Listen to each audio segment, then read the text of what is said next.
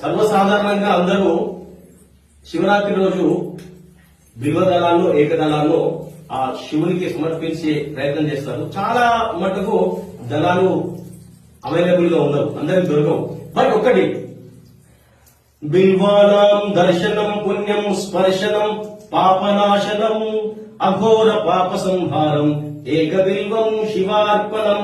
బిల్వానం దర్శనం పుణ్యం అన్నాడు. దాన్ని దర్శించుకుంటే చాలా పుణ్యం వస్తుంది.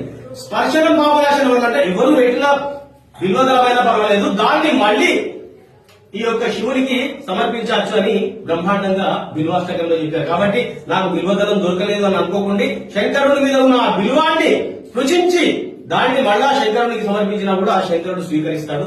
శంకరుని యొక్క తత్వం అంత గొప్పది. సో మనం అందరం కూడా శివరాత్రి రోజు ఒక ముంచెడు నీళ్లు పొయ్యాలి అని అనుకుంటాము. కానీ ఒకటి జ్ఞాపకం పెట్టుకోండి, బయట కనుక ఒక చెట్టు ఎండిపోతున్నదంటే ఆ చెట్టుకు పోయి ఆ ముంచెడు నీళ్లు పోయింది, శంకరుడు దాన్ని స్వీకరిస్తాడు. కానీ ఆ చెట్టు ఎండిపోతుంటే శంకరుడికి తెచ్చి నీళ్లు పోస్తాను మాత్రం తత్వం మంచిది కాదు. ఇది చిన్నప్పుడు మా ఫాదర్ నాకు చెప్పిన విషయం. కాబట్టి ఇది దీంట్లో ఒక తత్వం ఉన్నది. మన శంకరునికి చేసే ప్రతి అభిషేక బిందువు కూడా ఇవాళ ఏం చేస్తున్నారు,